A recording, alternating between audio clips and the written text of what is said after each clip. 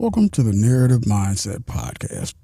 If this is your first time tuning in, I would appreciate it if you went back and viewed previous episodes when you get time.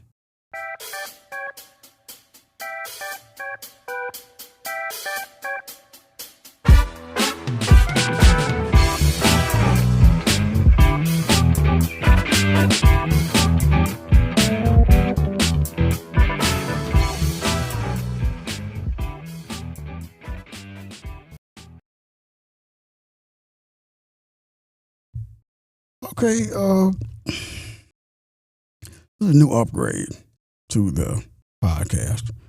Don't laugh. Last, I did an update.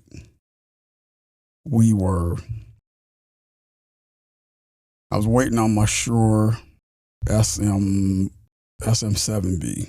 I got that. I got my Rodecaster and everything. I got my sound booth and everything. So what I thought about today when I was out doing my rideshare, I said, with this sound booth, it's got basically moving blankets. That's what the walls are made out of. So they're good, but they're really kind of light to medium weight, I guess you would call it. And they work pretty good. It does what it's supposed to do. It's not a soundproof booth, but it's more of a sound isolation booth. It creates a dry environment for your voice. So I was thinking about it, and I was trying to figure out how I could make it better than what it is. So I was looking and I was looking, and I happened to run across some moving blankets from Harbor Freight. So they're like $5 a piece for the more smaller one, $8 for the 72 by 80. So I said, okay, I went and bought like 10 of them because I wanted to make sure that I wanted to do what I had in my mind. So not too long ago, I don't know, about 15 minutes ago, I just got done. Put those things all over this booth. Almost thought the thing was going to collapse. I really did. Because I thought I felt it buckle one time. And I was like, this would be something else. If I got all these blankets on this thing and then it just fucking collapsed. It would be funny more than anything. Because it's made out of PVC pipe. So, can only take so much. But luckily it didn't collapse. So that's, partly why I'm sitting here talking to you right now. Who knows what the future holds, but so far so good. Now, the booth is, I guess in my opinion, it's officially finished. I can officially consider myself ready for professionalism. Because I got my mixer, I got my mic, I got my booth. I created an environment to do things in.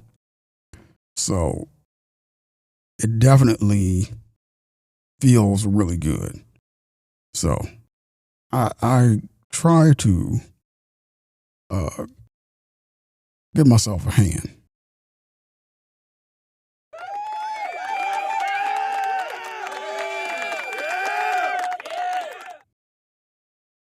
And thanks, guys. I really appreciate that. But for some reason, all I ever wanted to do was be successful. I was taught to work hard. I grew up in 1972. So I grew up in a generation where we were taught to work hard and that working hard paid off. And the goal was usually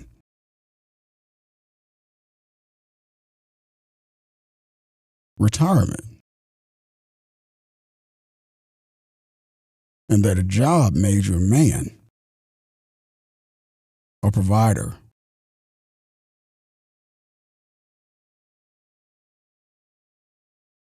And that if you weren't a provider, you weren't a man. And that being a man was the stigma around that generation. And jobs were plentiful. I remember working at Myers in 1995 in the cleaning crew. And I used to work night shift. We used to scrape gum and black marks off the floor. And we used to strip floors. And we used to buff floors.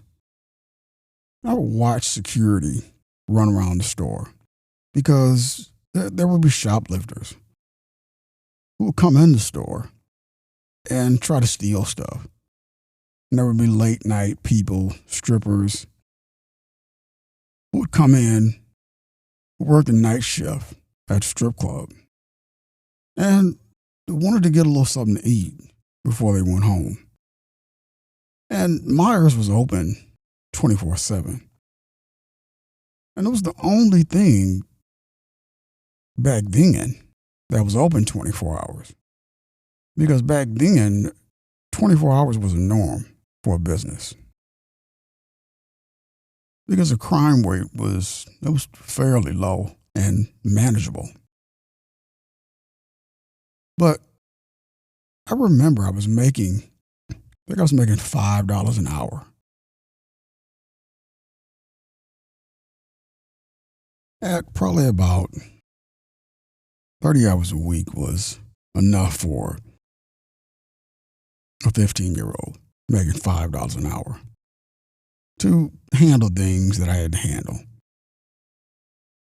$5 an hour was enough, to buy candy. $5 an hour was enough to lend money to friends who were only around me because I was making $5 an hour. And that was more than they were making. So they hung around me to get whatever they could get out of that $5. Whatever benefits they could get. And after I saved it enough to buy a car and get insurance on the car and deal with issues with that car. And it was amazing that $5 an hour at Myers in 1995, working in custodial was a stepping stone. It was a learning process in life. I went on to work other jobs, but all I wanted to do in life was work. And working has always been the only thing that I always wanted to do. I wasn't taught to be creative. I was taught that hard work would get me where I wanted to be. And the thing is, hard work doesn't really pay off. Hard work is just hard work. Hard work with a little bit of creativity can pay off. I was raised in an era where the economy was good. Jobs were good. Insurance was good. So you really didn't have to think about having extra money. Because everything was good back then.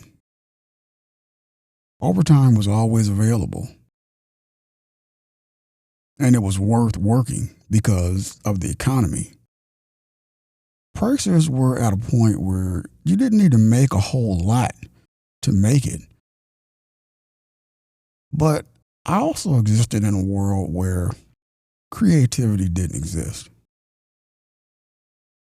I grew up in a world where all the people who are, we'll say,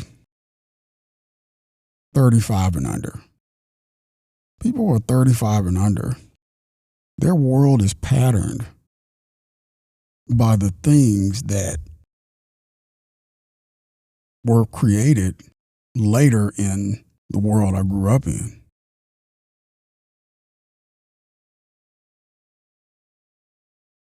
There were no computers.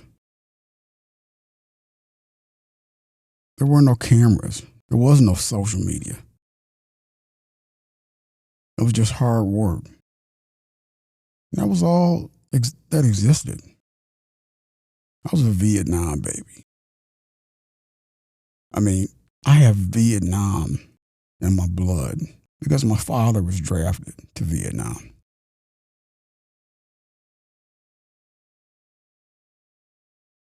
He was drafted to go on a vacation, one that you didn't want to go on. A vacation where you spent most of your time in the bushes with a firearm. A vacation where you didn't speak to kids because it could mean the end of your existence.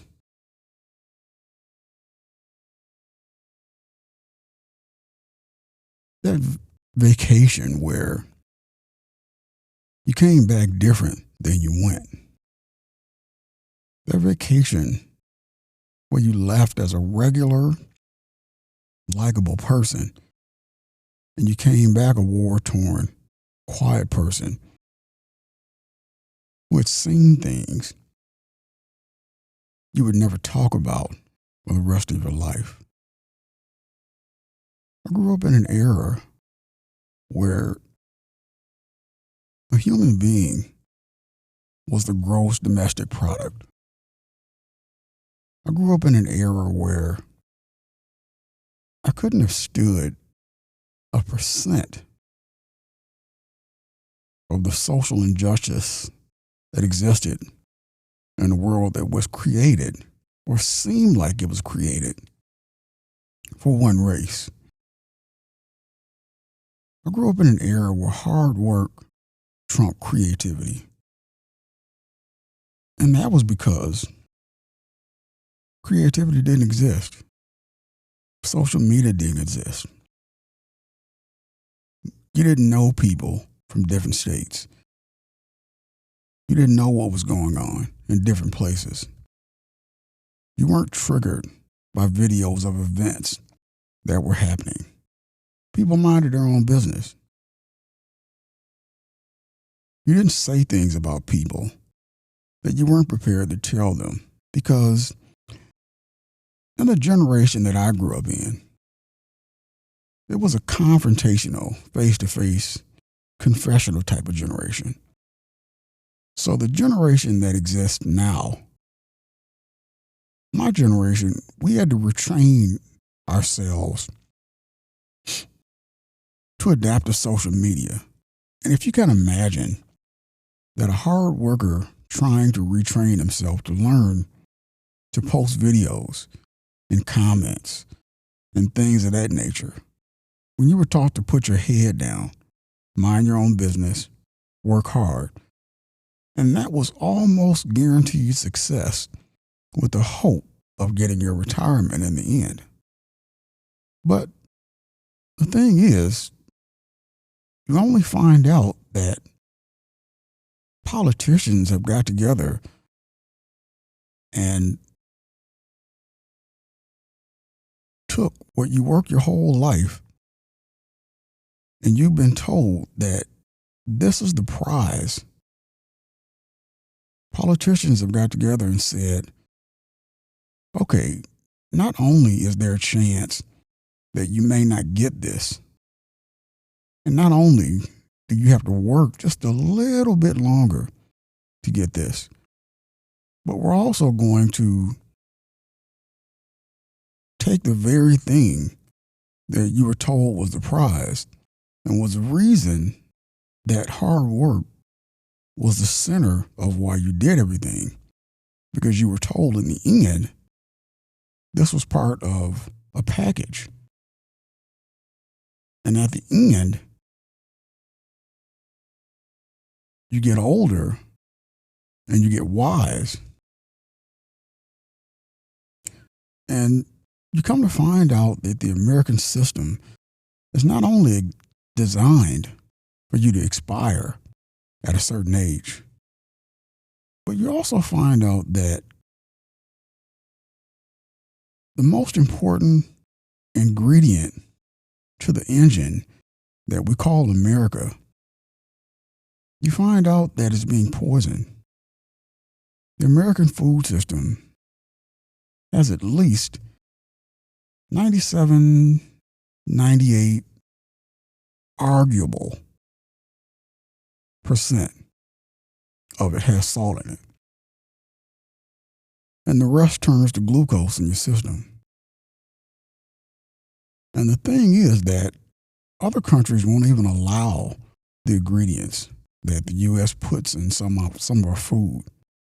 So it makes you wonder, why do they put things in our food knowing that these ingredients are dangerous and will result in long-term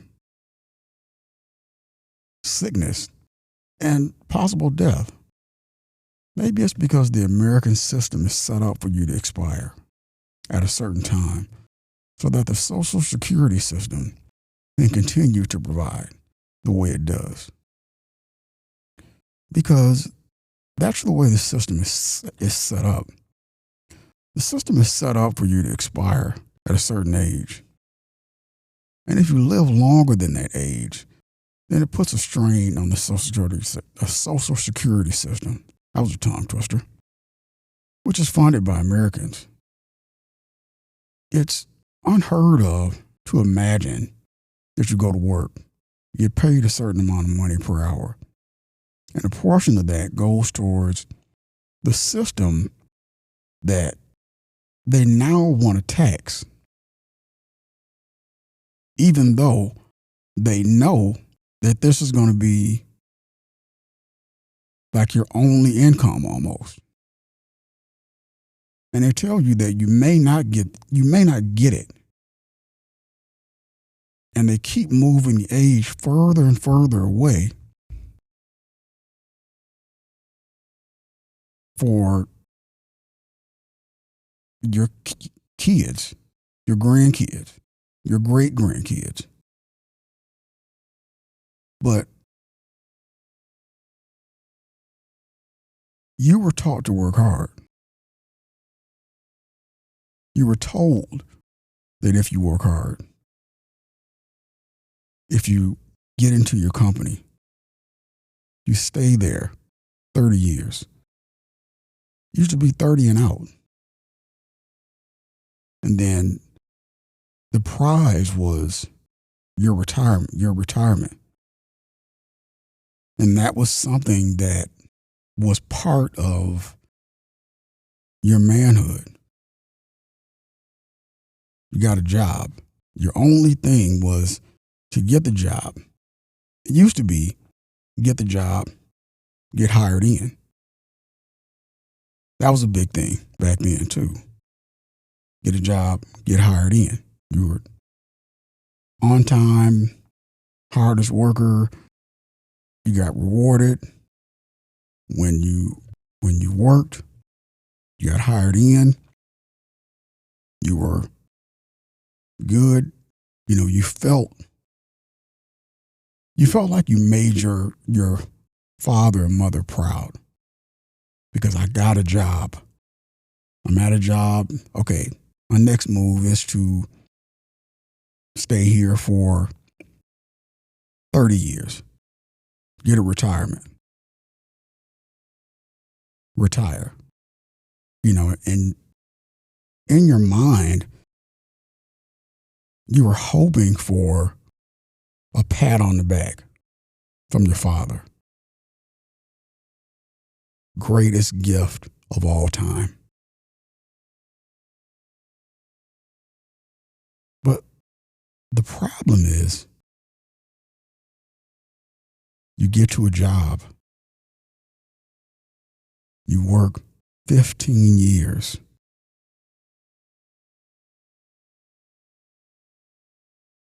You always wanted to be a welder from the time you were 7 years old. You tell your mother,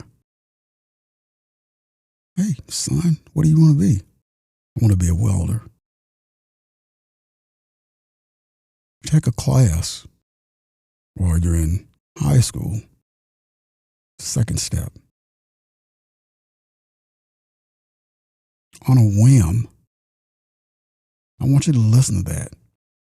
On a whim, you get a call.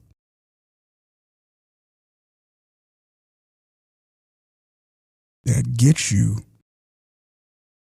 all of your certifications for free. I want to make sure I make that clear.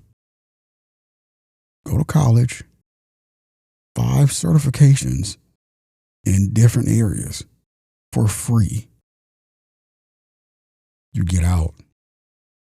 Now you're a step above the guy who doesn't have certifications. Now, when you go to apply for a job, you can go apply for skilled labor because you're no longer general labor. You go work a few jobs. You finally land a great job thanks to a neighbor's putting in a good word. You get there. You stay there 15 years. You're the second senior welder. But the thing about life is it hits everybody. The company you work for starts having financial issues. They start having to cut back. You start having to take a layoff every single year because it makes more sense financially. But you're the second senior welder there. You've worked your way up to the second senior welder. It gets to a point where you have to make a decision to do something against everything that you know. You have to leave a job that you got hired into to go to a temp service. In the world you grew up in, that was a no-no.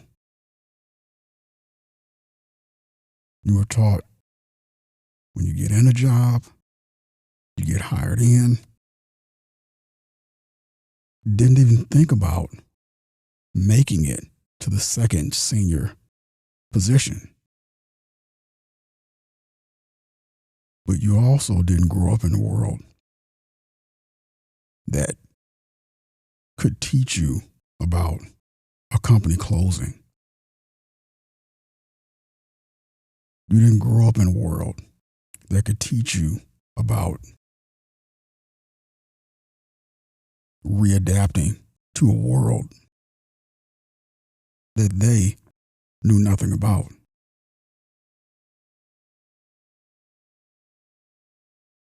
You were only taught hard work, and that hard work pays off. Thank you for tuning in to this episode of the Narrative Mindset Podcast.